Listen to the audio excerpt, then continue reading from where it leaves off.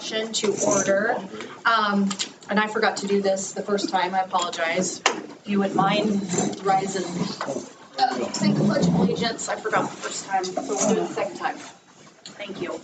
I pledge allegiance to the flag of the United States of America and to the republic for which it stands, one nation, under God, indivisible, with liberty and justice for all. Thank you, and my apologies that I forgot at 6. May I have an approval of the agenda, please? So moved. Second. All those in favor of approving the agenda as presented, please say aye and raise your right hand. Aye. Aye. Motion carries 6-0. And now we get to have KSB Boardsmanship with Dr. Britton Hart. Thank you very much for being with us tonight. Yeah, great to see everybody. Yes. I don't know if you know my colleague, David Cunningham.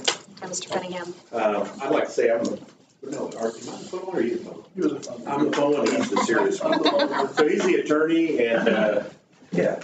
So you're the science, I'm the art. How about that? That's right. Is that fair? Do we have any other attorneys before we make jokes about attorneys? Yeah. Well, hey, great to see everybody. I'm not a sitter, so I'm a little bit of a roamer, and so I'll apologize up front. But hey, this is going to be just a nice casual conversation. Doesn't need to take all night. It's really, when I've talked with Kelly and Mark, really want to do a couple things. Really want to think about, hey, at the end of the school year, I made the joke, I've had 2 board meetings already today, so you're my 3rd. And at the first one, at Prairie Hills, I'm like, it's interesting. They met at 8:30 in the morning. And I said, you know, most of our teachers and some of our principals are off summer break. But I go, board members don't get summer break. They don't get paid. They don't get summer breaks. And so I want to thank you for being here tonight, because there's a lot of other things that draw your time to your families and your careers also. So thanks for carving that time out for us. That'd be the first thing, to kind of rejoice and think about the successes that we've had. But also, I want you to have a little bit of time tonight as the school year's over to start to reflect and start to think about how do we continue to grow our board team, but also how do we continue, part of our focus tonight is how do we continue to effectively communicate with our stakeholders. And that's the most, in some aspects, maybe the most difficult thing we have to do. And so I want to start with this, just partner up with a shoulder partner and give you about a minute or so. But what does this relationship look like between you, the board team? That board team includes Mark, the great 8 that many people call it, and student success. So how would you kind of rationalize that or kind of process that? And how would you articulate that to the whole group? So give you about 2 minutes to do that.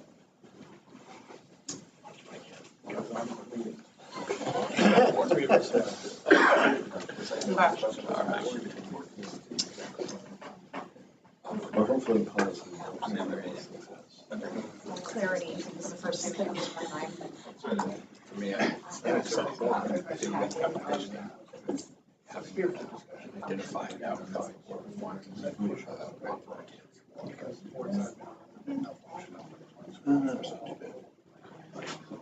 One thing I was thinking about today when getting ready for tonight too. It's something what related to this from a communication standpoint. When I think about our strategic plan, and you probably have this in your office somewhere, but there's so many places we've already checked. It's actually on my desk, and I'm working on tomorrow afternoon, going through there and looking at what we discussed. Yes, and using that, and I think I've been thinking about how to push that forward more. You know, as far as like communicating with students in the community, because to me that's part of student success, and keeping that front here. But here's when we're getting them. Check. Still working on this one. You know, yellow, green, red, whatever. But some kind of like status. Anyway, that's what I was. It's not exactly that, but kind of. We just did maybe the most important part of that. Superintendent, right? But I think in some respects we have that. How's this going to promote? Okay, I'm going to bring you back. If I remember right, you 2 sat on the other end last time, and I had to really kind of watch you. Am I remember that right? Okay, yeah. You guys are kind of, yeah. I remember you now. It's coming back to me a little bit. Hey, so, and not everybody's got to report out, but let's start framing this conversation. Boards that spend time on academic success, kind of sounds like a no-brainer, right? But outperform other districts, other boards that don't. And so how would you define this as your board team now? What does that look like for you? Did you just change it from student success to academic? Did I change it? Well, I think it potentially could be a little bit interchangeable, but student success is probably a little bit more broad. Yeah. This could be a little bit more effective. Yeah. Okay. Well, we hope we're adopting policy that directs achievement. Yeah.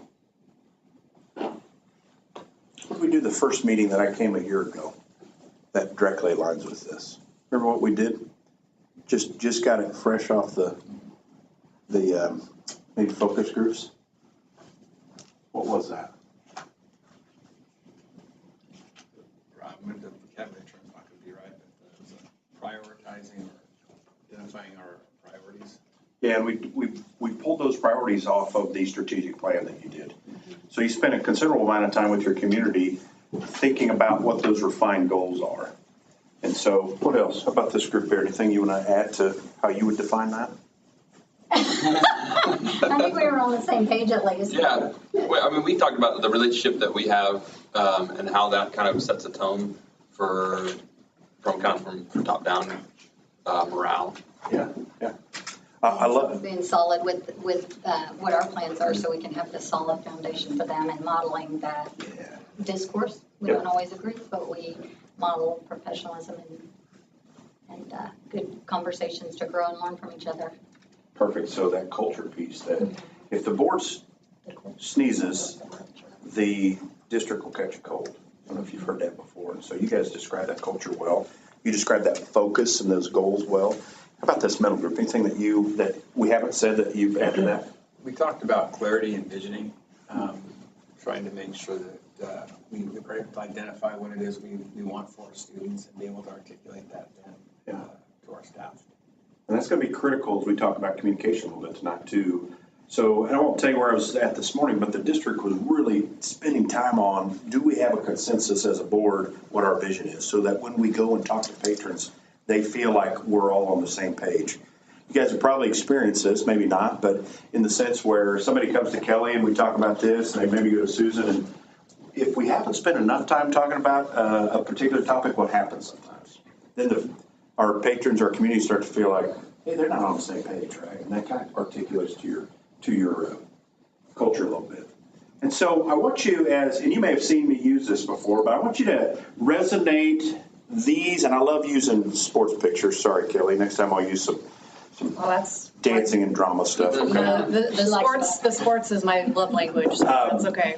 So who do you feel like in this representation you are represented as a board, maybe a board member, as a superintendent, a community, possibly, that maybe outstanding teacher, that teacher of the year, or possibly a good principal. Maybe you have hundreds, maybe not hundreds of teachers. About 100 teachers. 100 teachers, lots of support staff. And so when you think about this easy visual, take a moment with your shoulder partner. Who are the individuals that represent the different stakeholders from top to bottom, really, in this view here? So I'll just give you just a second there, and we'll just kind of popcorn out.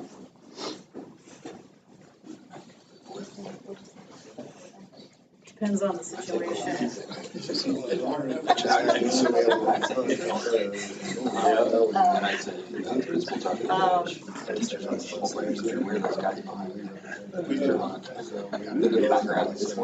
I think in this climate, a good word would be a strong offensive line. Yes. Yes. Center.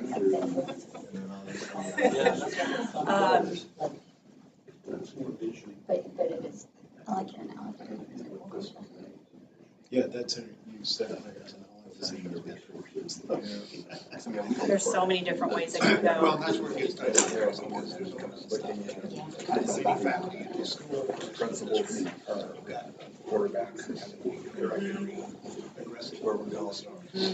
Be perceived as our district office staff, like your coaching staff. Special teams, offensive coordinator, your Andy Reid. The ownership. Oh, I did. So What is it, Tom? this is all trying. Oh, not Lamar. No, Oh, I was like, wow. Not Lamar. Yeah. She was the Six championship. Happens to the best of us. Not probably in world. You guys are gonna live. You guys are gonna live. Okay, come on back to me. So let's just start out. Let's start in that upper right-hand corner. There's quite a few people up in that corner. I normally, when I soft toss to the board, I usually say, hey, there's not really any wrong answers, but there are some wrong answers. Okay? just to let you know, because it is just like you either win or you don't, right? Because we're all competitive. And so are all of us Chiefs fans? Let's just start with the easy one, okay? All right. Because every once in a while. I grew up in Colorado. Are you kidding me? Oh, no. Did you guys, was that one of the interview questions? We forgot. We did not screen that. Of course, Missed that on the background. our attorney would say you couldn't ask that. Can you ask that? Not the best question to ask. I'm pretty sure his son is a Chiefs fan, though. Yes. Oh, now he's, yeah. He's a little more. There we go. Passionate about it than I am. Good. So let's start with Clark Hunt, though. So if you don't know Clark Hunt, he's about ready to hit the big tomahawk there. Who does Clark Hunt, in the eyes of school district, represent? The board. The board. Yeah, good. So Clark Hunt is sitting up in really his ivory tower at Arrowhead, so to speak, and he is making sure that he hires the best person. And that best person happens to be in that bottom left. And so I'll kind of give that away here. But before we move out of that upper right-hand quadrant, who are those other people that are in that screen? It's his family, I think, the background. Okay, some of his family. Okay.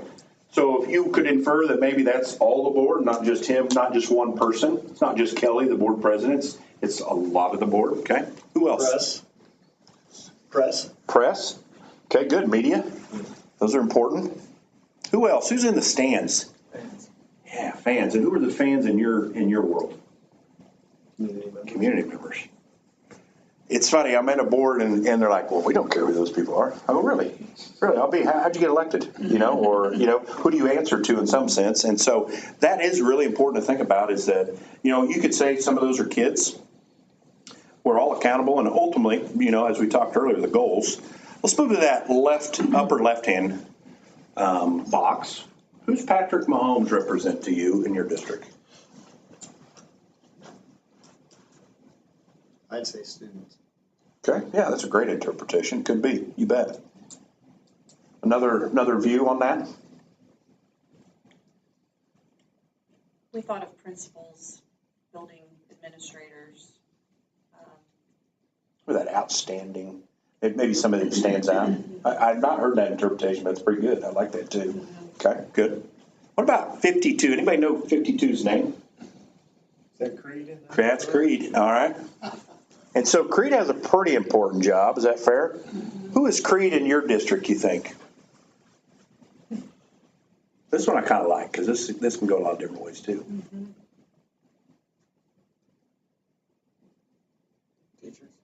Teachers, maybe custodian. School resource officer.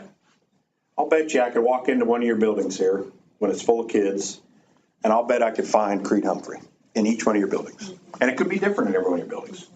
I go in your office, your association, I could figure out, I call it the role player, but without that role player, do you think Patrick Mahomes get that ball? How many times has somebody muffed a kick because the long snapper screwed up? Yeah, it happens all the time, right? And then the bottom left-hand corner, which is we think about our roles as a board, superintendent, staff. Man, Andy Reid's pretty important. They even look a little bit alike, maybe without the hat. I mean, they got the goatee and the beard going on. I can't believe you're not a Chiefs fan. But your main role is to hire the head coach, and that head coach happens to be Mark. And so Mark then hires those people below. And Clark never comes down and tells Patrick Mahomes, hey, we need to run 65 power toss, okay? Now, maybe in those one-on-one meetings during the week, they might go, hey, how come we're not throwing a little bit more? I mean, come on. Okay, we're playing a lot of money. But that role and responsibility is important to continue to remind yourself of. Not that it's in balance or out of balance, but, hey, how do we divide and conquer the roles that we have and the important work that you're doing? And so we're going to look through that lens. We're going to do it through the 8 characteristics, not just by a fancy picture. And so I want you real quickly, and we're going to do this fairly quick, but I want you to circle 3 of those 8 characteristics. The 8 characteristics come from some research from the Center of Public Education, pretty fresh from 2019. They looked at all these districts across the nation, and they figured out there's 8 characteristics that highly effective boards do. I want you individually to circle the 3 that you feel like you as a board team are strongest at. And then off to the side, what are the attitudes, behaviors, the things that I would observe? And I'll give you an example. Let's say Kelly circles the first one around vision. She would off to the side say, well, we start each meeting talking about that vision. Maybe we have a chair sitting here for that student, empty chair that that student represents. Those would be the behaviors that you would see by doing that. So each one of you will circle 3 for me.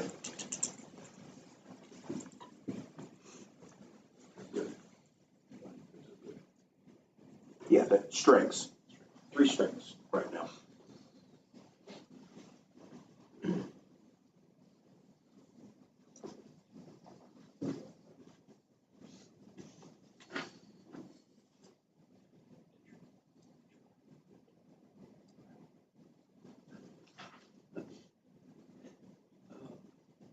Yeah.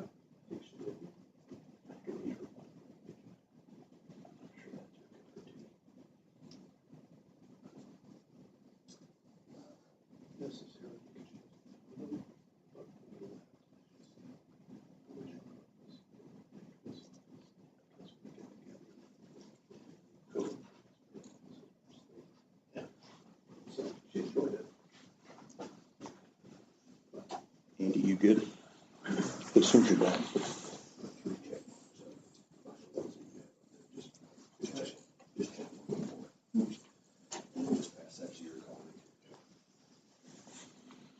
Just off to the right side would be great.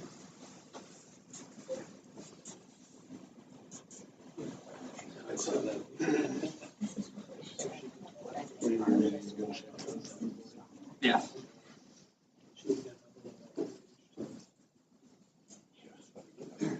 We were independent. It's okay. It's okay. That's maybe a good sign. We'll see.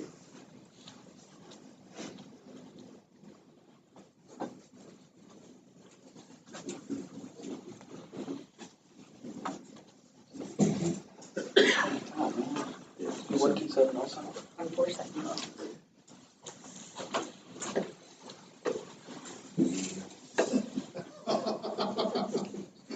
Just talking down. I thought you did too. Cheating.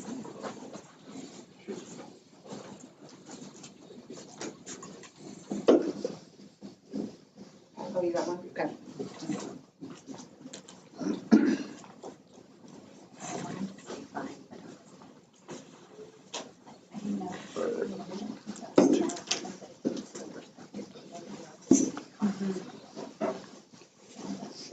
All right, folks, so this is just a consensus activity. So I think I can pretty much tell real quick that 1, 2, and 7 are, let's say, your perceived strengths. Is that fair?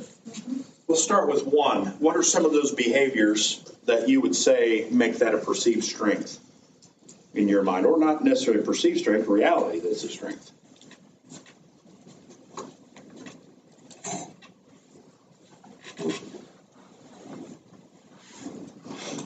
Well, we spent some time this year talking about our vision statement.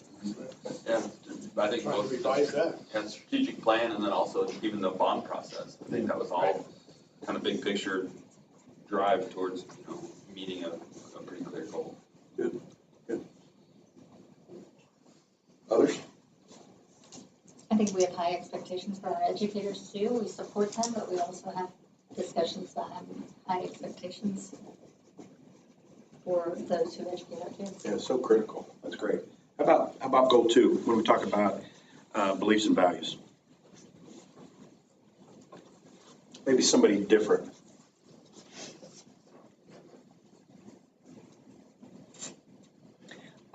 It's similar, we talk about this in our first exercise tonight. We have a diverse group here, but I think we really respectfully put forward a communal vision for success in our district. I like that. I'm going to expand on that just a little bit. What happens is when I come in and work with a board that they feel like there's two strong factions, and there's just no way. It's 4-3, 4-3, 4-3, 3-4, 3-4, blah, blah, blah, blah. Well, I always have to kind of start back at this ground zero and say, well, we can't agree on anything. Do you like kids? Is that why you ran the board? And I know I'm making a joke out, but what are the basic things? So it's great to hear you say that we do have a lot of things that we value together, but we have diverse opinions, which that's what makes a board unique.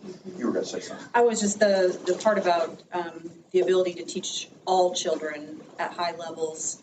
I think we try very hard to prioritize recognizing various forms of excellence among student achievement, not just one type of excellence, but whether it's sports, academic, arts, trades, and I think that communicates our belief that all students can be successful with whatever their aptitudes and passions are.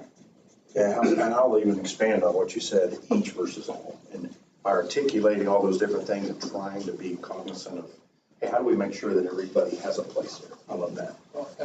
On your regular board meetings, you're having the recognition there, but there's also time for student voices, whether emails that come through, conversations that you have, it's reflecting on that, and then the educational highlights that occur each month, where the staff can showcase what they're doing with kids. Yeah, the opportunities that lie ahead. Love it. This is a great area to tell your story, folks. So that district I was at this morning, they're struggling with that right now because they're afraid to say anything, because no matter what they say, they get persecuted. And so that's probably going to happen to you regardless, but tell your story on the great things that are happening. So that's awesome. Love to hear that. Real quick on 7. What makes 7 strong? Oh, for me? Yeah, United team with Yeah. superintendent. Oh, I'm sorry, that's my response. I was trying to read my writing. You're welcome if you want to respond, but yeah, I was make sure I had it right.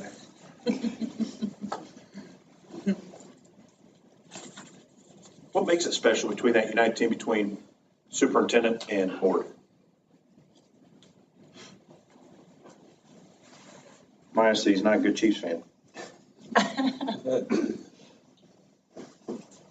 My evidence of that is the emphasis on process, that if we rely on process, procedure, practice, when in doubt, rely on those things as kind of those foundational ways to interact, and, that we can get through good things and we can also get through challenges that way, because we're not making it up as we go along as best as possible.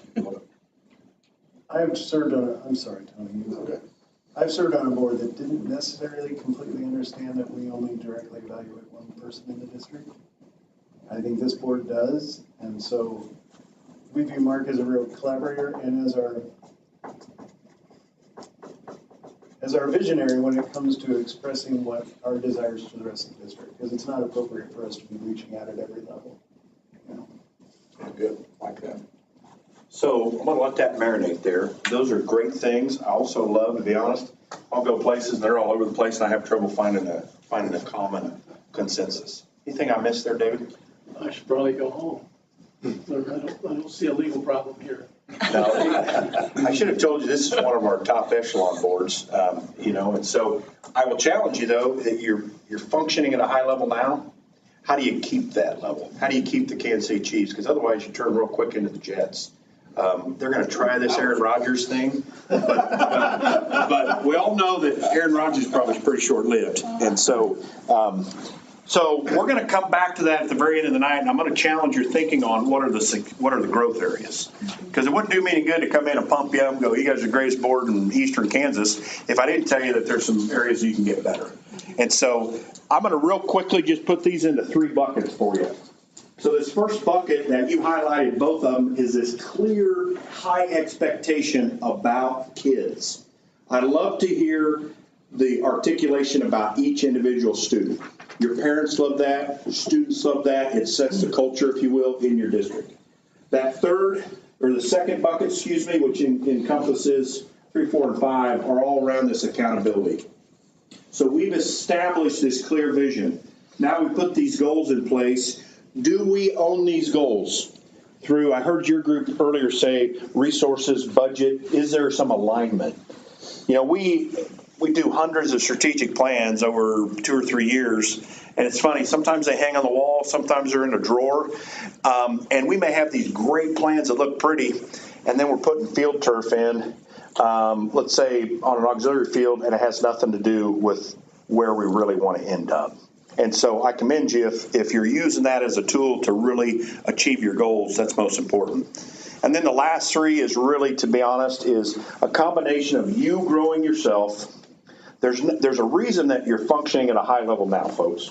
Partly because you lean into yourselves and you lean into each other's diverse opinions, but you also spend time learning yourself, which is important. And the second layer to that of the collaboration and trust is how do you engage your stakeholders in a collaborative way that is positive for you. And that's an ongoing challenge for all of our communities. And that's where we're going to spend a little bit of our time tonight. And so first 2 questions I want to ask you are around this. I love the quote here because I think we resonate with that. But I want you to define real quick, how do you define two-way communication?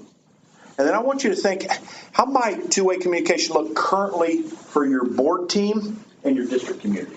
Okay, so I'll give you a second to kind of talk through that with your neighbor.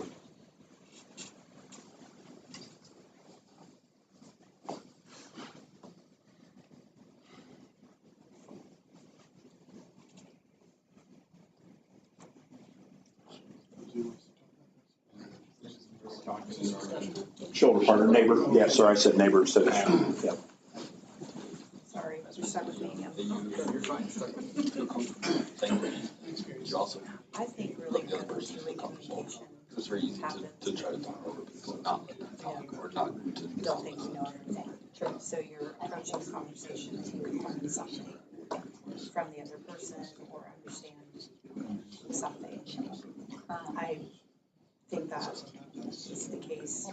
2 people communicate. I think we did a And good I also job. see it Well, as and we can just recent history. the larger Board, challenge with we did a good job, I think, broader with social listening. communication. I think it's obvious you have The to. desires and wants for the community for the bond project. Always know You everything. also have to be willing to speak. It's So like, not To make communication. I think it's to the point about taking voice. When you're listening to respond, you're getting from the other person. If you're listening to the other person, trying to get a perspective, that's where, Yeah. that's where the relationship goes.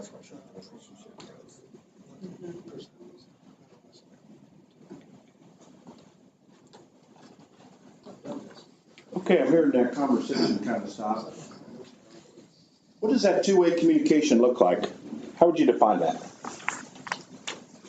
Both people listening, or both parties, or both entities listening. Do you feel like, and it kind of lends itself to the second question, at times, superintendent sends out Friday notes, superintendent gives you a heads up, superintendent, do you feel like there's an active two-way communication now, or do you feel like it's a little bit more, hey, you tell us what we need to know and we'll stay in the loop? How does that feel for your current reality? I think he's been very responsive, which is tricky, you know. One-on-one, he can be very responsive. Obviously, there's legalities if the whole board gets involved. Yeah. That's what I've been listening for. Yeah. But yeah, I know if I send him a text, you know, I'm going to hear back. He's very good about that. I mean, that's part of the challenge, because you've got to have that balance between superintendent not being surprised, so you're communicating with him, and you're not surprised because he's communicating with you. But do any of you individually have any rights to any information at all? I don't understand the question. So if he has a student issue, Mhm.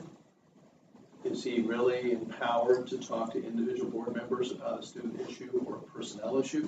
Something that would be considered confidential under FERPA or basic open meetings law, open records?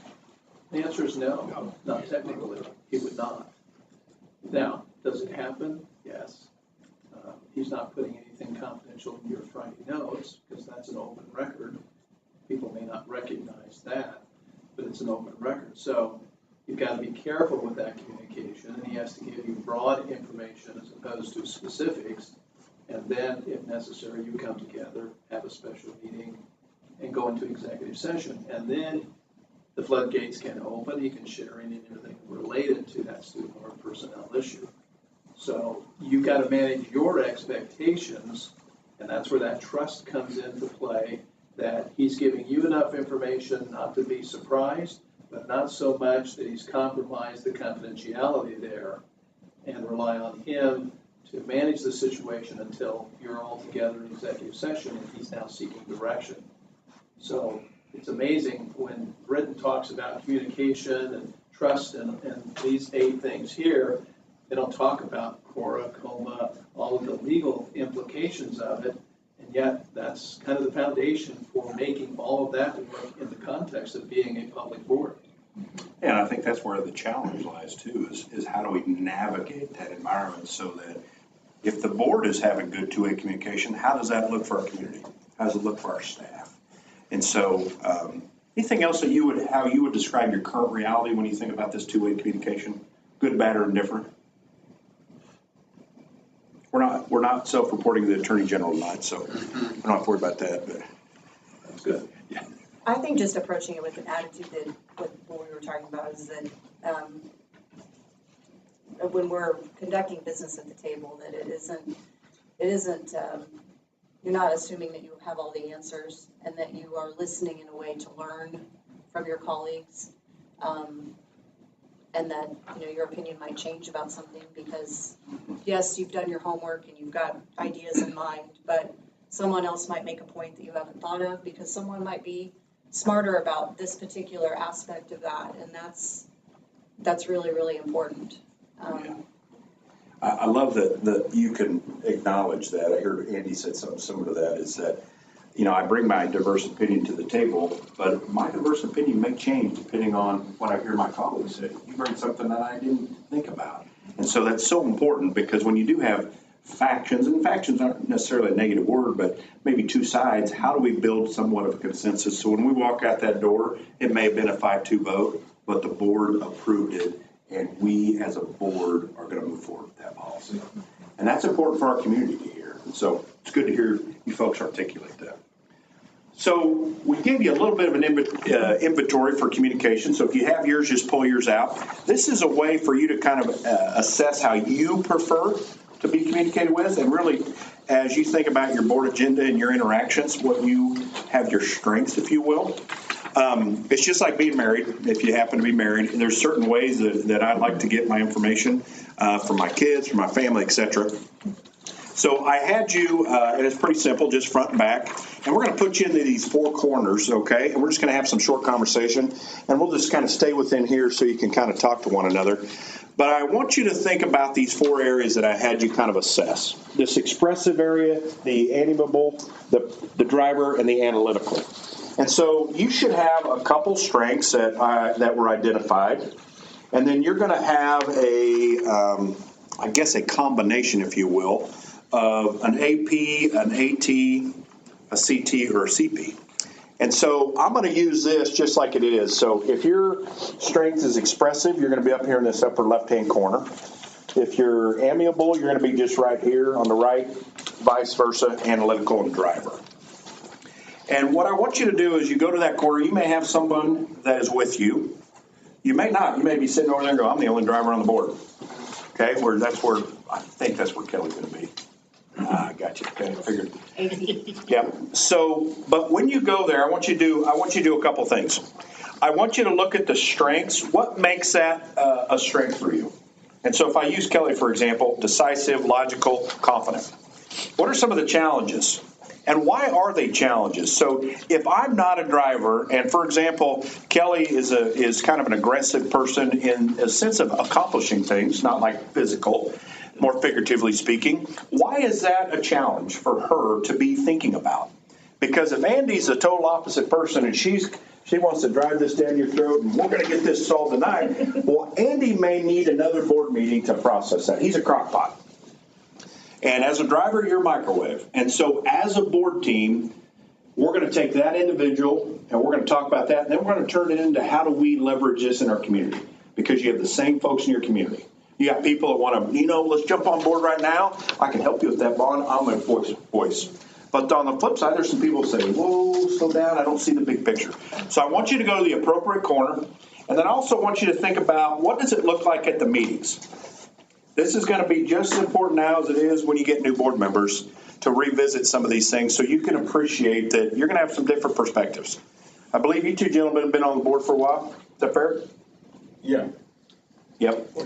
And so when you bring somebody else new on, you can't just assume, go, man, you need to jump on board and just do it the way we've done. You got to kind of revisit that team. And so I'll have you go to each corner, then Dave and I'll, if you are by yourself, we'll kind of debrief with you. So find your corner and talk with your shoulder partner or the person there. If not, you're stuck with myself or Mr. Cunningham. Grid on the floor somewhere? Yeah, so it's going to match that. So expressive, upper left. Oh. Yep, amiable, it's upper right. Analytical, I heard you say earlier. Yep. But what am I? You had to add them all up to the bottom. He's letting it marinate. CP or whatever. No. What were you? You were a CP. I'm a CP. Amiable. Hey. It's like college. I know. You were a CT. No, I was a CT. I would say you're expressive. And a driver, this might, yeah, one of those two. Yep. How about you, what's yours? Apparently so. Let me know on my sheet. What do you? Yeah, let me see. So you two are together? Yeah. Yep. CT, analytical. All right, I'll take the driver then. All right.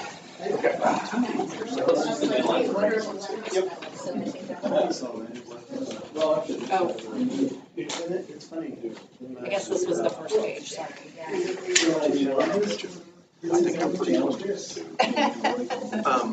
So when you think about that driver, how do you dissociate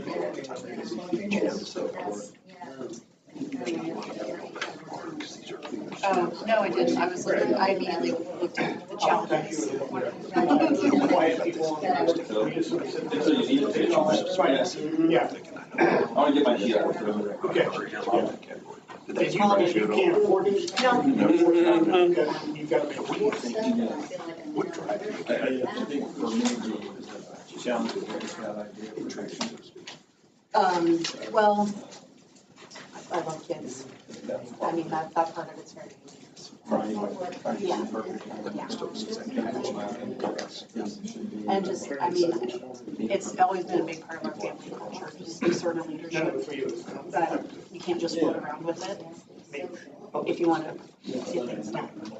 So I was a point guard, college basketball player. So there's a lot of. Don't be criticizing me now.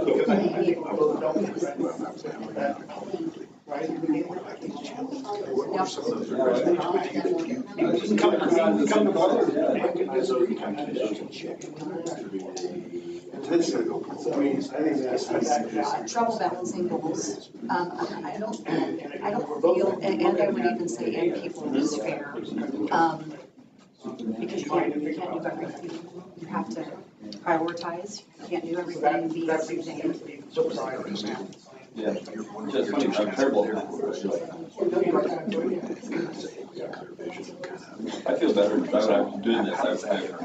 Well, because I'm I was a CP. I'm aware of that All of a sudden, cool. of myself, so Yeah, I feel like I'm more of an. I spend a lot of time trying to do the personal work on that. No, I just misread the thing when I got flipped over and I saw Yes, CP and I because the part that thought, man, I don't feel like I'm. see things in black and There are white. some things I see in CP. I don't know if that one is quite, The strength. I'm not sure about that because I like also creative person, so I like, and I value people who are smarter than I am. And I don't feel threatened by that. I see that as a good thing. If I'm the smartest person in the room, I'm in trouble. Like, that's how I was raised, you know? So this bottom one, No, I you're probably don't. okay with some strong driver. Absolutely. It's kind of a relief to me when that happens. Still. And he's probably, I think he's more analytical, So- so he probably likes to kind of This look at it. I wouldn't say that's true. I would say. It's been wonderful. Yes, and it's been extremely helpful, especially through COVID. It's just all the things you ensue. Right. All of that.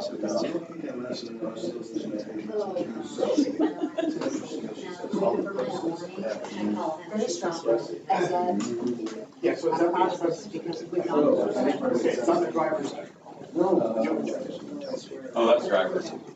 That's the driver? Okay, nobody. No difference. Okay, good, Yeah.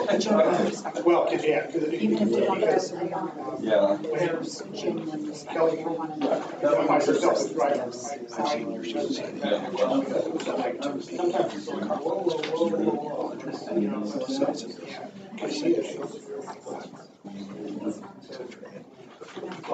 Because it now so shut down the meetings. Type of structure again. True. I wouldn't call it. Well, I think that Yeah. that having Do your homework to- ahead of time when you're done. Just like in a car, you have to drive. And I do, I mean, I do have that. Depends on what Which it takes is. a lot of all of the things Because I know like, people are you know, executive maybe session there's gonna be motions. challenge.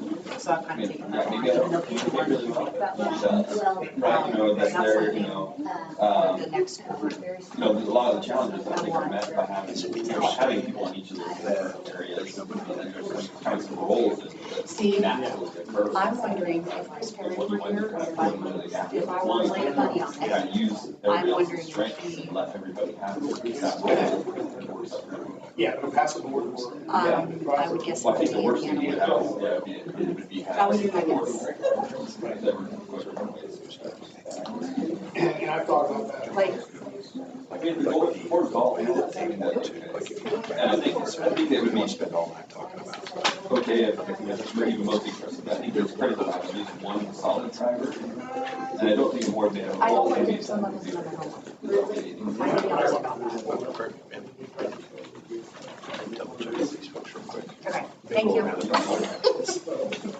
Well, I know. I say, Kelly's been amazing.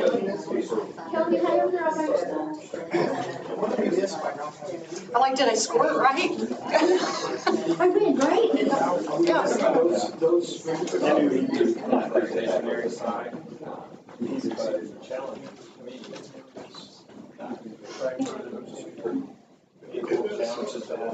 My board, you don't listen very well. Hello. Yeah, we're kind of diggering, but well, I don't think it's this. Well, every spot that can be open is going to be open. There's a lot of for you. Those, I think we agreed on all those. On this.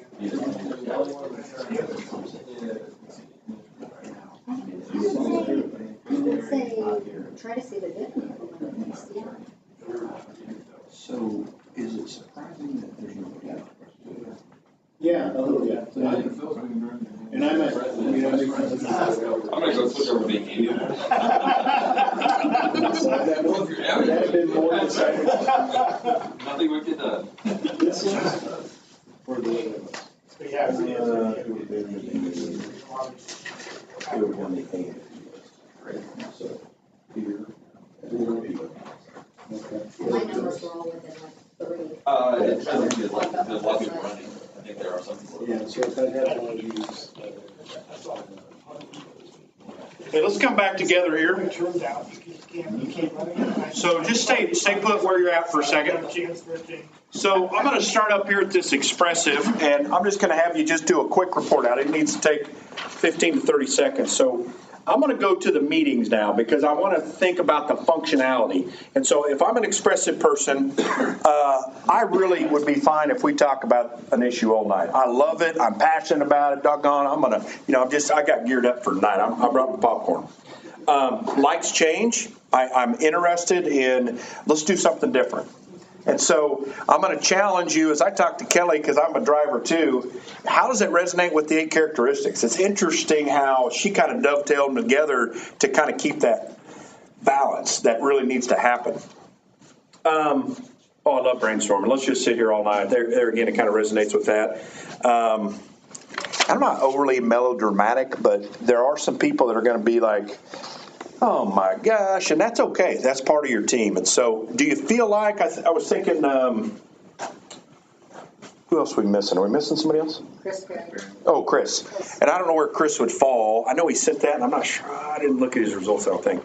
But, maybe he fits in this category, and you'd have that balance as well. But, so that's what it looks like to be expressive. How about our amiable people? What's that look like as far as your world? What do you prefer? Maybe what's some of your challenges a little bit? I balked initially about having trouble making tough decisions, but it's true. There have been a few board meetings where right down to the wire, I saw both sides. It can happen. Oh, good. All right, so we got him. Good. Empathetic really fit me. I thought maybe to an extreme at times. Have you noticed these pieces here? So Yeah. the people up top, I focus on the people. Down here, let's get some stuff done. We like people, don't get me wrong. We talked about that, but hey, let's get some things accomplished too. That's what we're here for, right? And then over here, we can work together. It's okay. Yeah, so anything else you want to add about the amiable? How about our analytical folks? Very value intelligent. I thought it said very intelligent there for some reason. I just really like people that are smart.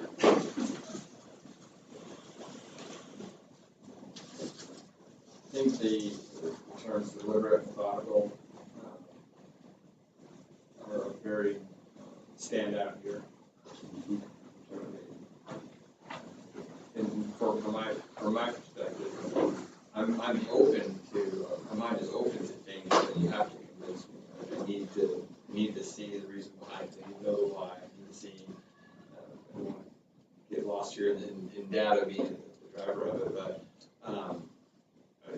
that to me is the idea behind it. I don't want to just do it because someone else is doing it, or doing it popular. I want to know the method behind it, the reason behind it. A little more of the science. Is that fair? Less of the, and it resonates with the people because the people at times a little bit more of the art. So yeah. Anything else, gentlemen, you add? Well, I think Phil and I both, when we approach different kinds of decisions we have to make on the board, we are really very data driven. Show us the evidence. Show us what we should be doing. And that scientific approach that we'll take for our careers is very much the kind of thing we want to do around the boards. Good, good. Thank you. How about our driver? What's that driver look like? Resonate to the board.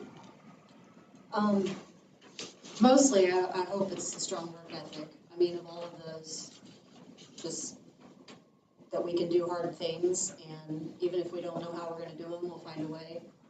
And I think the downside of that, and I've joked very openly with everyone that they may have a dartboard, like with my face on it, at times when we're like, no, let's take this on, let's take that on. And so, you have to be, one thing I have to pay attention to with myself is just being, thoughtful about workload and all of that. And everyone's been very, very supportive and understanding of that, but, yeah. So as we have some of this reflection, why is it important, and this is this individual conversation, but why is this important that we're thinking about, and again, this is a great thing as you bring on new board members to kind of talk about, but why is it important for us to appreciate where everybody's at and the way that we do business around this table?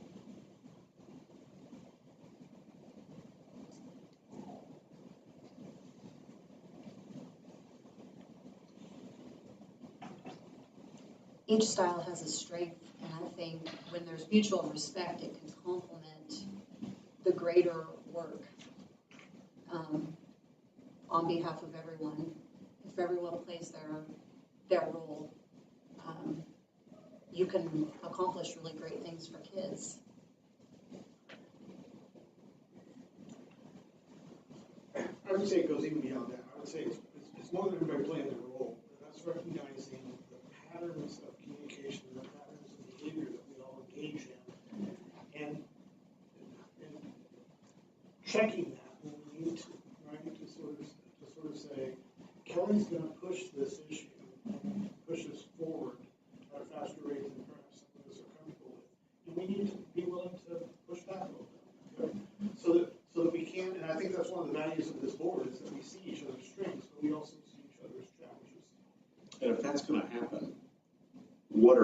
need to ensure that you're going to be prepared? And what kind of time do you need to make that appropriate decision? She's going to have to recognize that, right? Yeah. And same with you, you know? I mean, we're going to care about the kids, and that's our center focus. The data may not be quite as clear is to them, but for you, it's like, hey, we think from our vision, it's locked. And so let's say it's on the negative side. That was a positive way to interpret it. But let's say we have some people we don't agree with about how they do business or how they vote.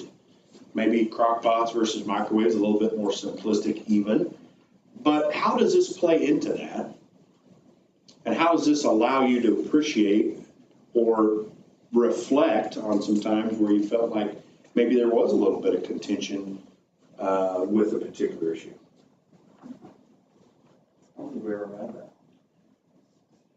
Well, it's happened to me, not all the time, but a few times, right? Where there have been votes where one person has voted against the rest of the group, and I felt like they were a bit of an outlier. And people on one side sort of said, here's the reason I voted in a certain kind of way, I didn't agree with that. Or I've even said that to fellow colleagues, to say, you didn't see it our same way, and that's okay. But I want to communicate that I'm confident in your judgment on that particular issue, even though we didn't see that either. Tony, if we're going to dig into part of being a good team and being a good teammate, that's an excellent point to make. That, you know, whether you're on the, I hear board sometimes winning side or losing side, there's really no winning or losing. But if I feel like maybe that I've stepped on your toes or that you were that one dissenting vote and it was pressure, you're the only one that, in your mind, I stood up because that's the right thing to do. That's a great way to go back and say, you know what, I appreciate you saying that. I appreciate you voting that way. And this is why I did it. And that builds that healthy relationship. Potentially why Dr. Phil here doesn't think that we've ever had to experience that because maybe.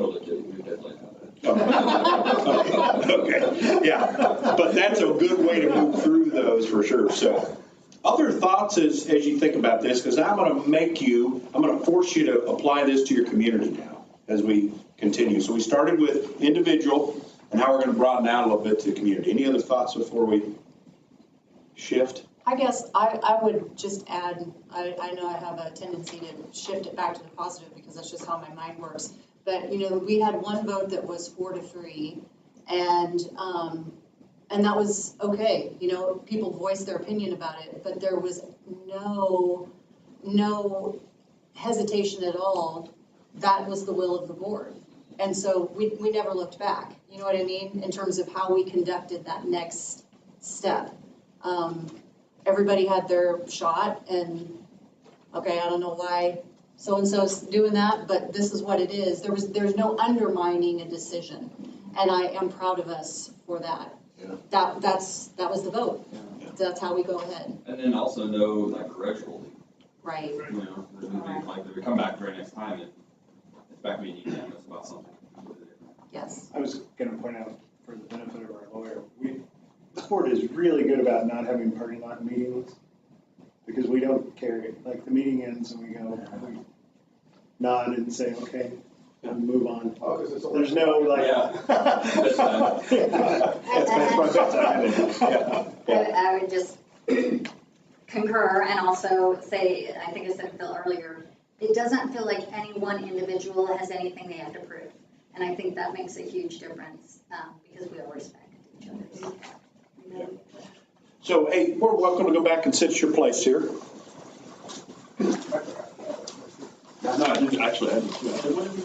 So, whether you like the analogy of the coffees, everybody likes their coffee a little bit different. I finally became an adult about when I turned 44 and started to drink coffee because I was a Dr. Pepper fan for years and found myself that just didn't make me feel good.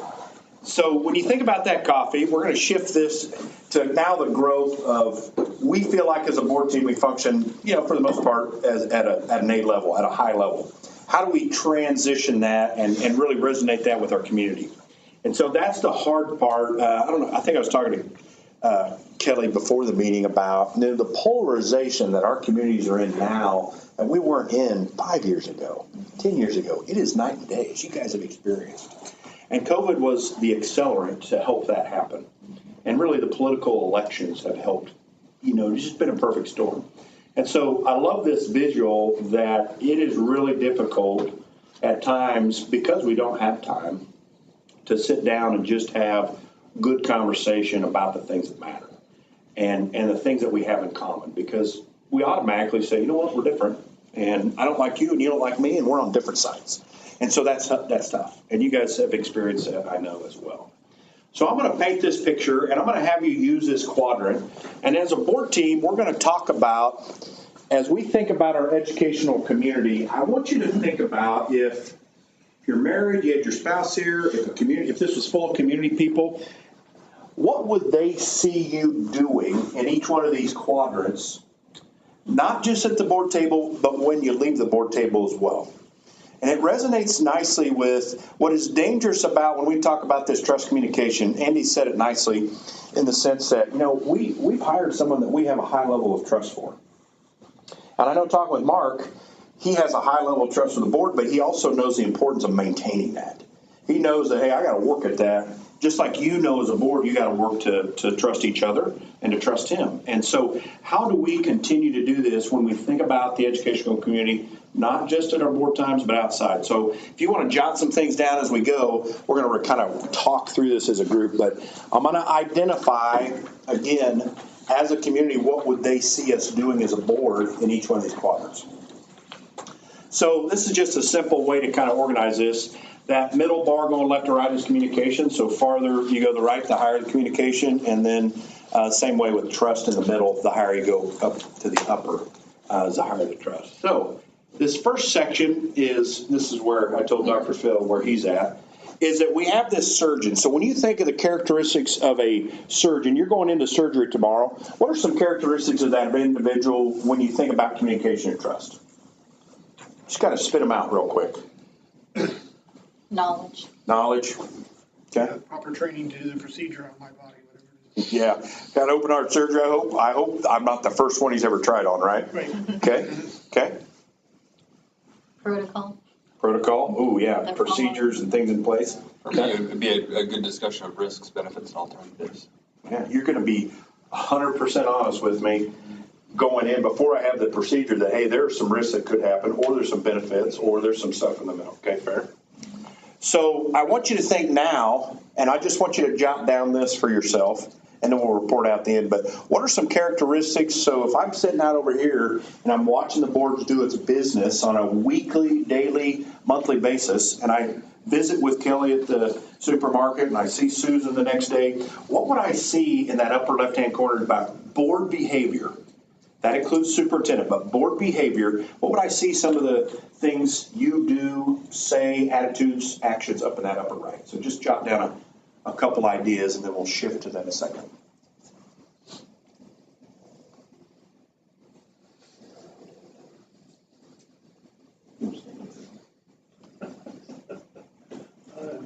I stood up from 8 to 11:30.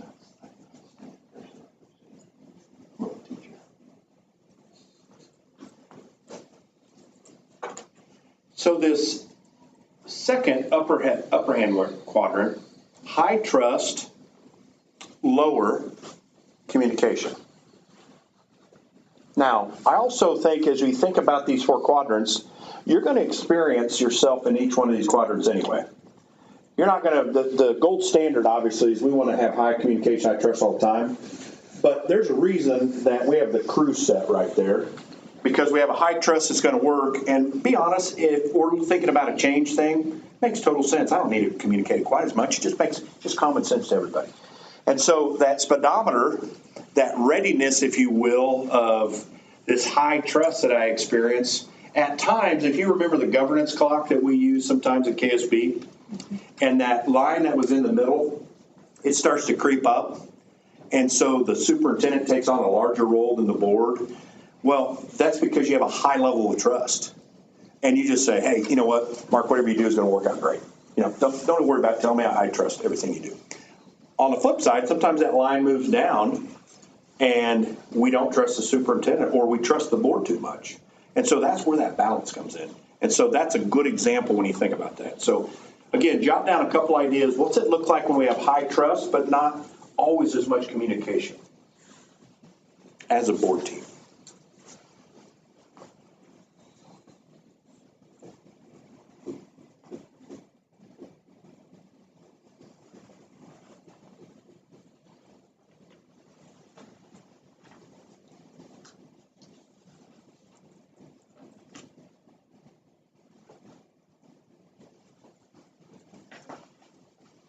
start to not trust that speedometer, or that cruise, it looks like the speedometer's at 0 on the left. It does. Yeah, our RPM's up, but we're not going anywhere. Yeah, we're spinning out somewhere. That car's parked. So, just for fun, it just because I'm a fun guy. David is too. He's a fun guy too. But, let's just guess. I don't know if you've seen this, but on the bottom right-hand corner, high communication, low trust. What is a picture you think would resonate in that corner? A politician. Oh. Okay. Anything else? Good. Something lower than what you're gonna put up there. Yeah. So, snake oil salesman.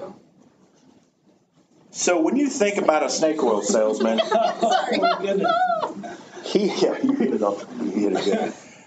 That person is going to tell you everything you want to know, and in some sense, it's kind of like that for me, that girl I met the first time, and I used this one-liner, and she's like, "Oh, he's so smart.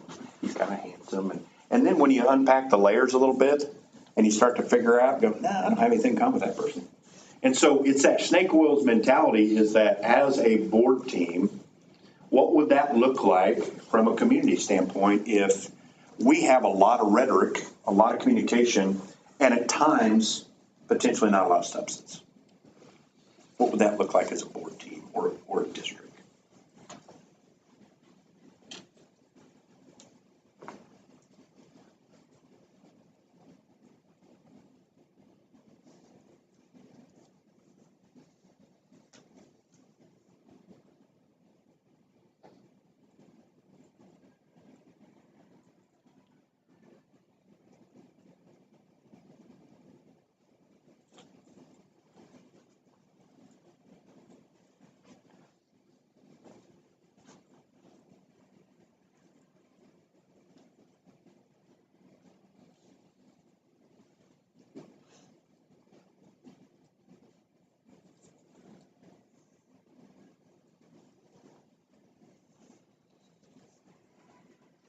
Okay, this last quadrant, Dave and I were talking about this ahead of time. It's probably him and I as kids. No, that was me. That was you for sure. When I was younger than that picture, I'm told stories that my cousin and I were in the other room doing that. Tell your wife thank you for sending me the picture. Yeah. I'm like, if you want. So what is probably the worst case scenario, and really some of our district's experiences, some of our board members on teams' experiences, is that trust and communication is eroded over time. And that really, you can imagine when we think about the 8 characteristics, there's not very much that we can accomplish together. I don't trust that you're going to put your hands in my mouth and it's going to work out. What you tell me, I just think is just a bunch of smoke. Or better yet, you don't talk at all, And so I made the joke the other day. We were in the hospital with my daughter, and I go, you're nothing like an anesthesia. You have great bedside manner. And he kind of chuckled. But there's a stereotype about anesthesists saying really good at what they do. They have a high level of trust, but they don't communicate well. Partly because they're so smart, right? And so what does that look like as a board team when there's limited trust and limited communication?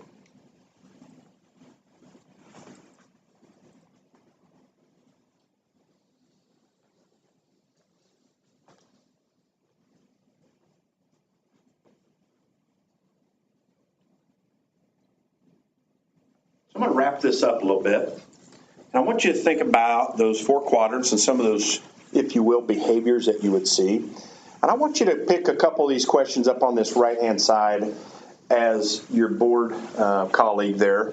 And we'll just kind of report this out. And I want you to angle it toward how does the board team, what are some strategies that you can do as a board team to improve communication?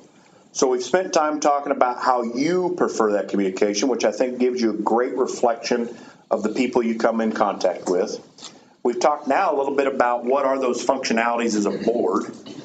How can we resonate and take some of these things, actionable ways, if you will, to improve that communication with our stakeholders? Yourself, the superintendent. And so I want you to pick a couple of those, and then we'll kind of hash those out as a group and wrap this up.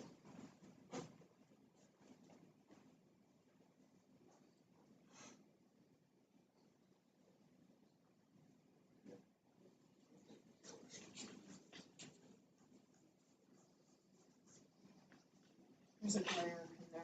Yeah. Doing this. Mm-hmm. There you go.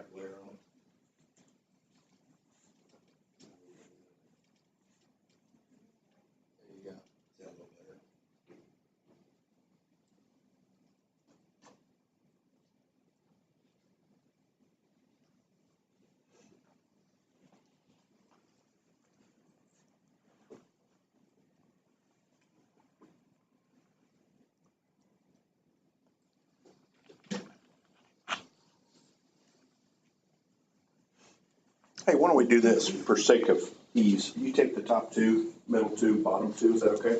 That way we can kind of divide and conquer a little bit and just have an open-ended dialogue.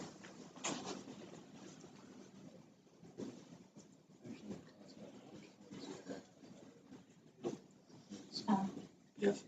I think. Yes. Meetings. Before your time, yes, and that was on purpose, but like during COVID, I think we all, like, let's give and work this until we can find consensus, because that will, if we can whittle away and find consensus, it will be better for the community. Yeah. And I think that we've made that Do we transition feel comfortable openly and readily disclosing that? away from needing consensus on everything. Yeah. Just because we never, Yeah.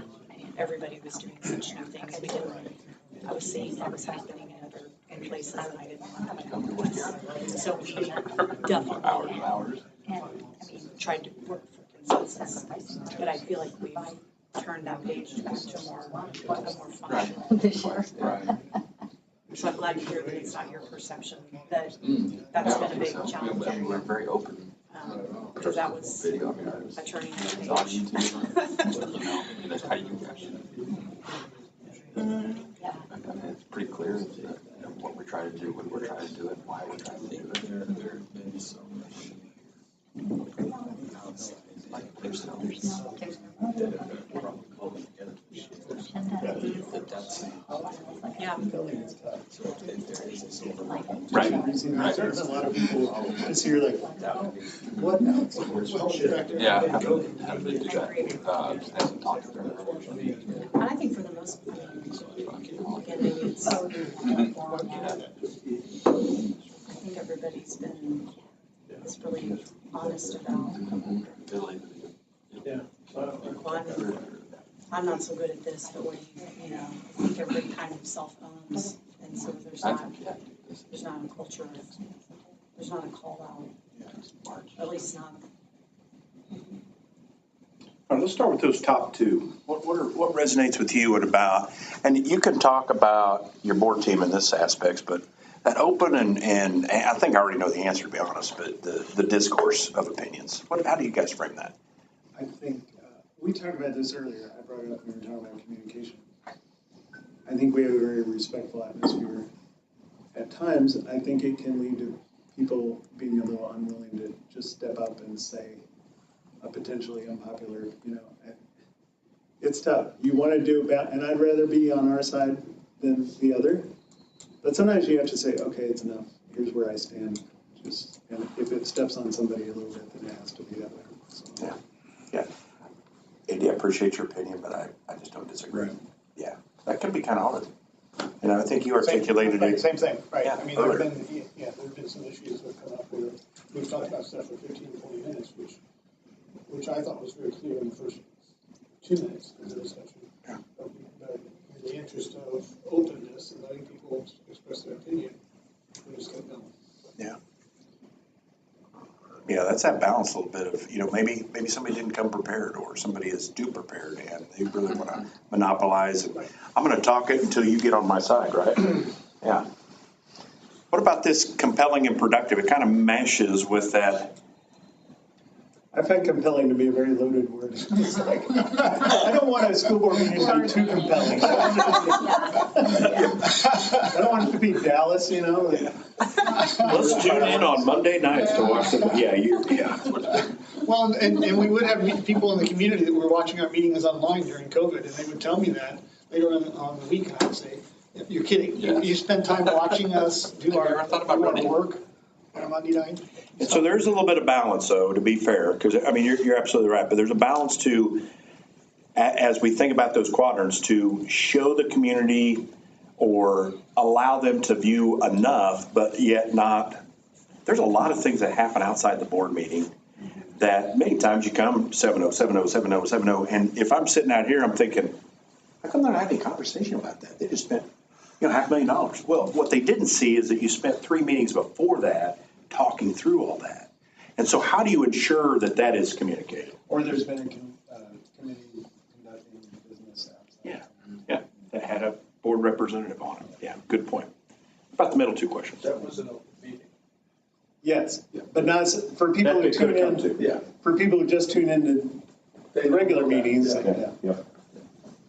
That's a good point David makes, is that if there are committee meetings that, about the budget, about the bond, about the whatever, how are those things communicated and conveyed? May have 2 board representatives on there, so it's not necessarily reported just like what we're going to report tonight, but it still is valid, so. Yeah. All right, Mark, come in. What I had mentioned is, from my perspective, being new coming in, I didn't feel as though there's been a lot of time wasted trying to come to consensus.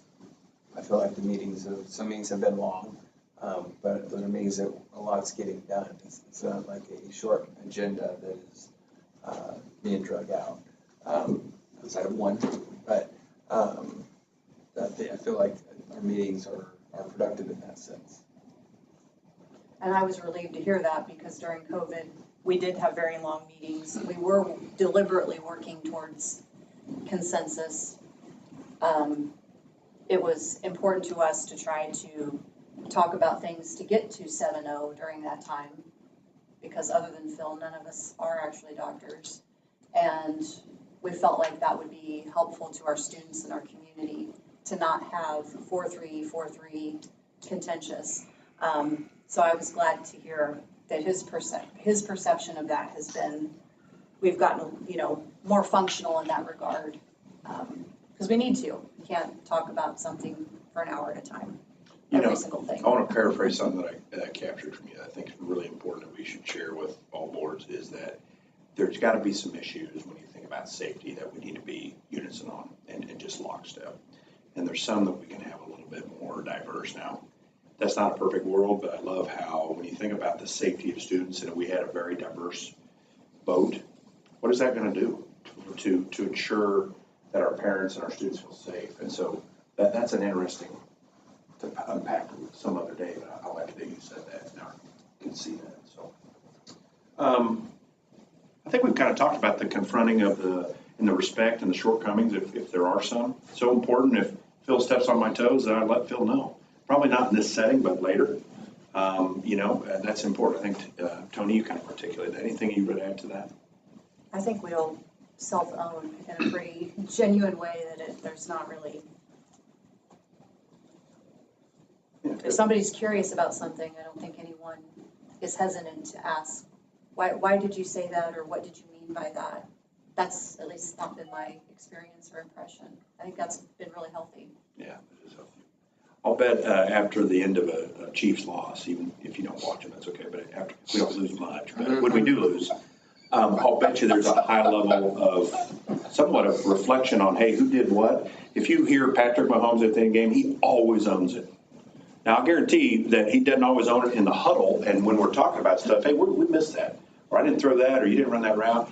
Andy Reid always owns it too, and that's important for you two to always, if the board messed up, you know what, we messed up. Or if the board messed up, we go, you know what, we didn't do as good as we did, what we're going to do next time. And so that's important, just like our staff, just like building principals. So, Well, I think we've tried to set the standard too. Just because something isn't your fault as a leader, it's your responsibility. Yeah. And I don't think any of us have ever run away from that. Yeah. Yeah, if things are going well, it's because of our staff. If things aren't going well, we got to own it. Right. Yeah, that's spot on. Last two, folks. I think by definition, a board member is already sacrificing their own interests for the good of the district. Yeah. I mean, just being, like you said earlier, being here, the amount of time and that you put into it. We've had a couple decisions that were unified that we got, it didn't go our way, so we had to sacrifice interests and move right on in that regard also. But hey, can I just say that, are you gonna come back in March? Because there are four board members going off this board in March. So we will be a new board in March. Yeah, We are not, and we just had that conversation. Yeah, we're gonna be busy, and I'm afraid we're gonna be. Yeah, you better not have me serving in February. You're gonna be disappointed. Our timeline's a little bit shorter than. Yeah. It's January. Yes. Well, I know, but I'm gonna give the new board members. Oh, yeah, time We're to. gonna give them Time to get it. to get up to speed with Philip. We're trying to get a write-in campaign. So, I love, again, I do this is the third time today, but all over the state. And some of these are just norms and behaviors and common practices. Because as you articulate the sacrifice, I'm thinking, this is the only meeting I heard from Chris. Kelly was here. That wasn't how it was the first two. And so it's interesting how you articulate that. It's like, it's just common sense, man. That's what we do. And so I appreciate that thought. How about the last one? What's that look like? It kind of resonates with those 4 quadrants. And anybody can answer this, not just Phil and Susan.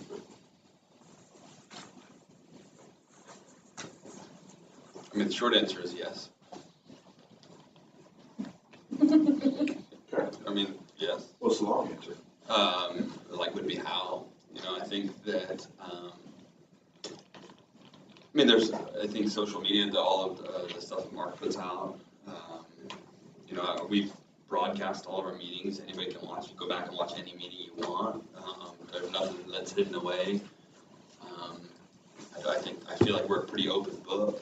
If anybody that wants to look, I can't read the book for them, but if anybody wants to pay attention or wants to look at what we're doing, it's wide open, easy to get to. Mr. Dodge, can I put you on the spot there? Is there something as a district that you're finishing your first year, which is hooray, kudos to you.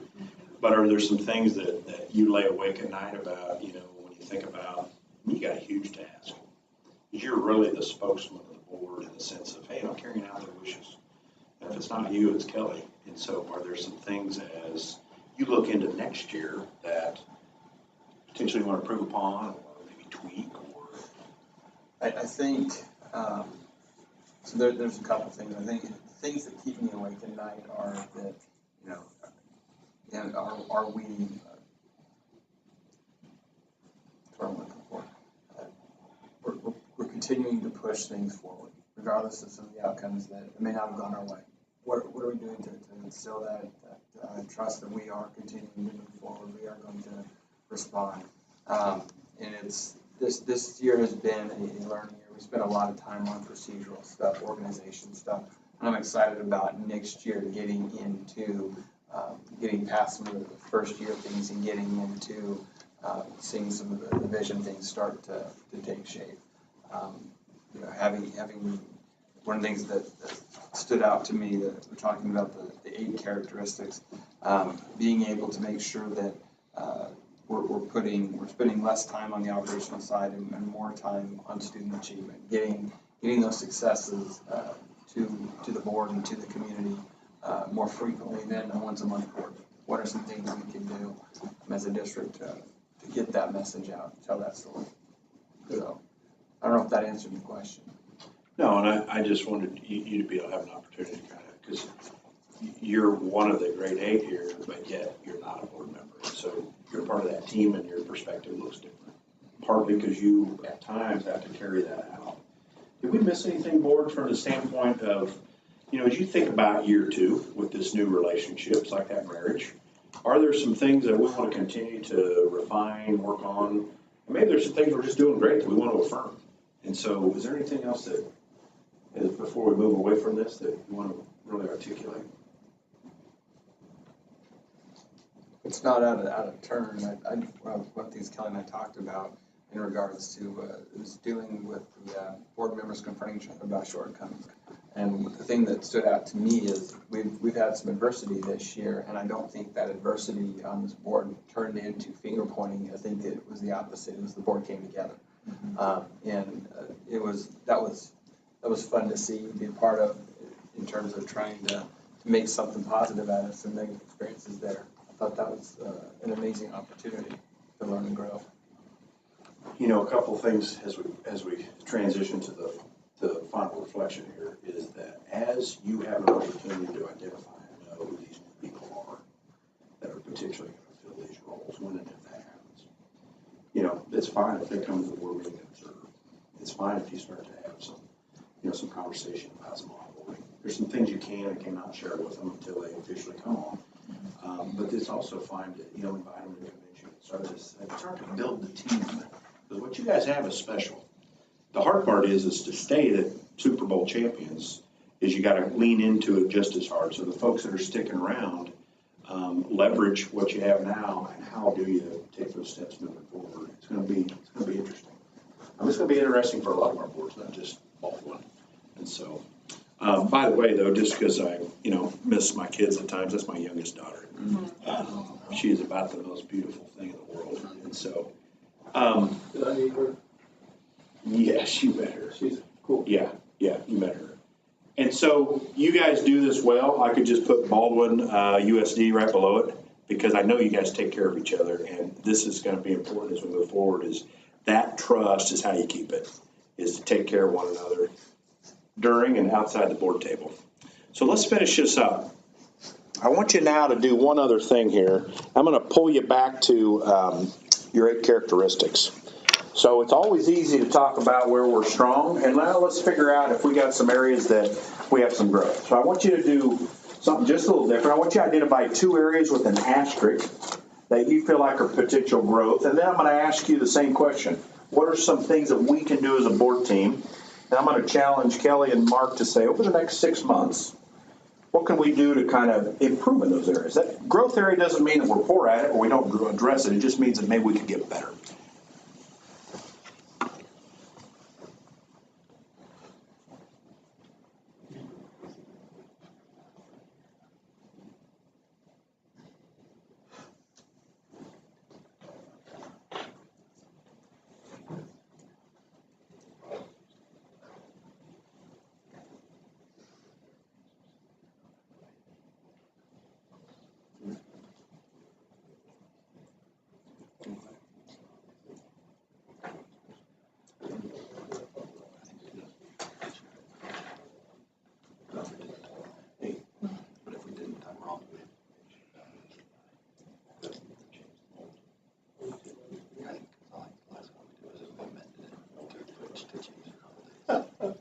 The rest of us got elected.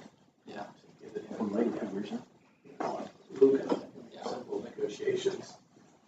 All right, pin at your place. So if you're done, go ahead and put an asterisk by those 2. We'll see if the consensus continues.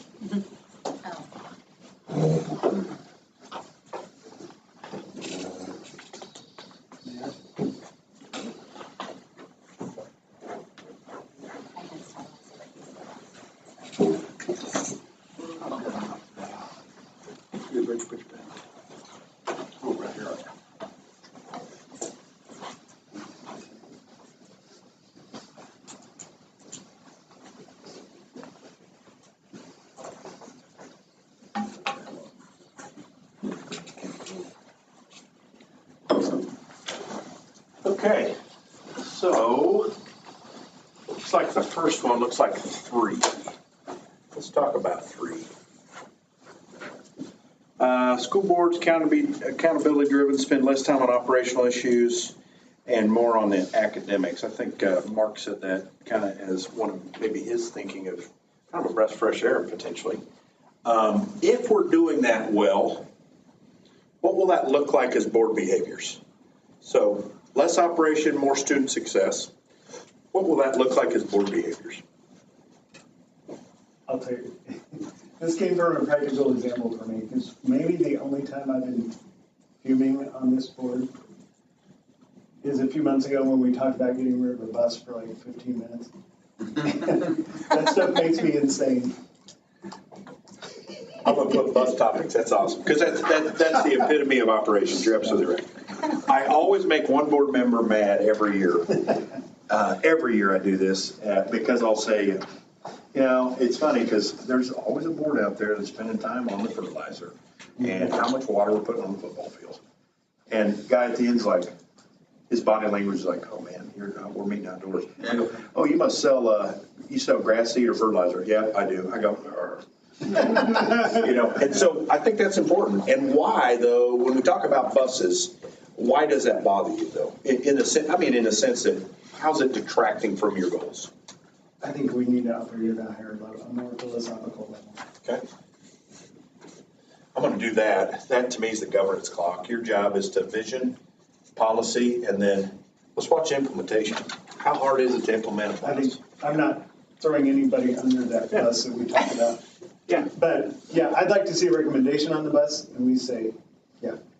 Yeah, yes or We no? are paying somebody a lot of money to make that decision, let's go. Okay, fair. Other behaviors when you think about this, operations, more student achievement. I feel like my decision to mark that one is not really fair, because that's what we've done for the last, it feels like that's what we really, I mean, what we've done is try to work towards student success, but everything has been basically, you know, operational stuff. Like we've spent the entire last year on whether it was the strategic plan or the bond, it's like that's been number one for everything. Which it was good to do, and I don't mean to say we shouldn't, but I feel like that took up the majority of everything. Do you talk about parts and pieces of the strategic plan throughout the year? I think we do, but it's in full transparency, I think it's by happenstance, not in it. And I think that's where getting into the focusing on student achievement, where that becomes the focus, the priority, then we get there. I got a couple of tricks for you and Kelly to think about. First trick would be tie your strategic plan into his evaluation, first of all. Mm-hmm. So as you think about July coming around, talk about those 4 to 5 goals and what does the short term for next year look like. And that should be reflective in his evaluation. The other piece is align your board agenda. So, just thinking about that. Yeah, and your Friday notes to, for example, let's say one of your goals is student success. Talk about student success in July and January. You know, whatever, there are arbitrary dates, but do it intentionally so that the board can take a deep dive in that goal and not have to digest all 5 of them in one board meeting. But you could be the expert one meeting about student success. Maybe I bring in a group of kids and some teachers to talk about, hey, are kids reading on grade level in 3rd grade, yes or no? And if they are, what does the data say? And so strategically mapping those out over when you adopt a new calendar in July is important. The other flip side too, and you guys are always, it kind of goes back to Dr. Phil here with the sacrifice, is some boards will utilize the 5 5th Mondays in a calendar to just have work sessions. And those work sessions are solely focused on those type of topics. That way, those operations things do seep into the regular board meetings, but at that work session, there's no action. It's solely just to unpack goal 1 or goal 2 or refine them or whatever it might be. So, good. I think 3 is pretty good. You guys feel comfortable about that? Okay. Looks like 8, folks. Is that fair? Looks like that's kind of where we're at in our second one. Take part in team development, training, sometimes with the superintendent, sometimes not. Build shared knowledge, values, and commitments. Let me give you, well, no, let's hear from you. What are some examples of, if the board was doing that, what would some examples be from your standpoint? Well, we'd have an outside expert come in and talk to us about workmanship. Are you talking about David or me? I feel like this is we're doing right now exactly that. Team building, development, training. Okay, good. So we do more like this stuff. What's missing? I did not Kelly check this and one, Chris. but I do think since COVID, it's been a little harder for people to just run to Topeka because you guys got out of the habit of, and you're doing it now, but I think board members used to think more, oh, I'm gonna run to Topeka for that seminar, or I'm gonna. Yeah. We have a lot more online options now. Yeah, right. Chris, and I would champion this, he's in LFT. Happened to kind of do it in conjunction with Dan, right, co-op. That is a large commitment, and it's not for everybody. But if you're that individual that can bring that back, he should be bringing some of that back to your board. That's a way that you can learn too. Not that all 7 of you need to go, but he should be spending 5 minutes each board meeting, just giving you, here's some things that I saw. Here's some things we talked about. What a great way for you to say, you know what, there's other districts like us that are struggling with the same things. Here's some ways they're tackling it. So, other thoughts on this? I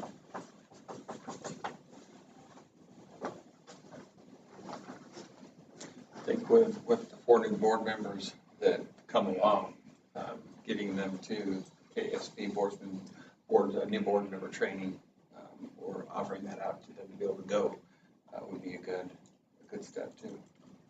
So new board members, absolutely. I think as you bring on, anytime you bring on a new team, if heaven forbid Andy falls off before his term, kind of what Kelly took over, you have to revisit those agreed upon processes.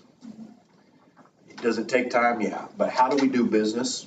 What it allows is I'll be honest, the veteran board members to say, here's what we've done. The new board members to say, oh, that makes sense.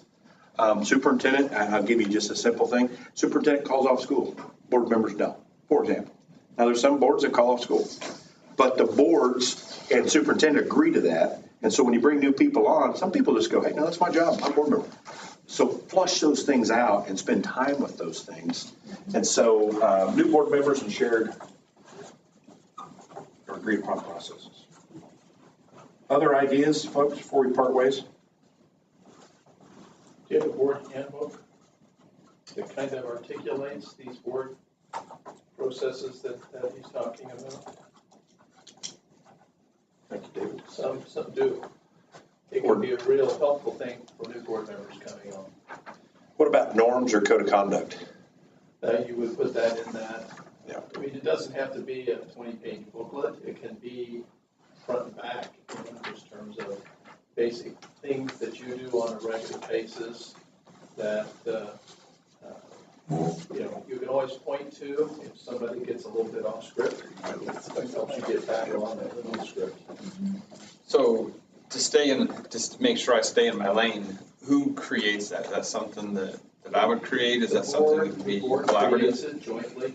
Okay. It's not the creation of an individual, it's an agreed upon, because you're talking about how you're gonna conduct business. I mean, they're the obvious things. This that front you back do. is from me. You have an agenda, and those kinds of things, but community relations is an area that can be a real challenge, particularly for new board members who may be issue-driven. People are wanting to accomplish something, and so they're listening to the community, and now they want to come in, and they might even want to stop in at the middle school and talk to the principal about why this teacher isn't doing X, Y, and Z, because a patron complained about how they had a problem with the child in the school and so forth. Well, wait a minute. See the circle with the line through the middle of it? That's the superintendent's job. So the board member should be referring that person to the teacher, to the principal, to the superintendent, and then come to the board, and the board would go into executive session to hear from that patron about their child and those issues. Now, that's a lengthy chain of command type of thing, but this procedural document would outline for a board member their role above the line and the superintendent's role below the line, so that they understand how that works. There's a ton of examples out there. They all look a little different. Geary County Junction City has a good one that they utilize, kind of almost like a board self-assessment every year, which also could be on aid very well, board self-assessment. You can do that by yourself. You can do it with a facilitation as well, but essentially just kind of checking yourself on a yearly basis. How are we doing? I mean, if you want to see a big one, look at Andover. Yeah. Andover's got a 30-page board handbook in terms of. And that has to be revisited every time you have a new board that comes on. And really agreed upon, if you will, as I say, yes and no. So Great conversation, I'm not folks. recommending a third engagement for you. But, you know, before he wraps that up, one of the things that I noticed as I listened is, you know, when I look at these characteristics and I start thinking about, okay, what are some of the legal issues that come out of these? And in number 3, all of your conversation is around how to be more effective for student improvement. But I deal with a lot of issues where it's the superintendent calling about a board that's trying to micromanage the principal. I'm not hearing that from you. That's why I said early on, I should probably just go home, because I wasn't hearing the things that I would need to jump in on a legal issue. But those are personnel matters. So individual board members don't have any ability to really deal with it or have a deep understanding of it unless you're part of an executive session.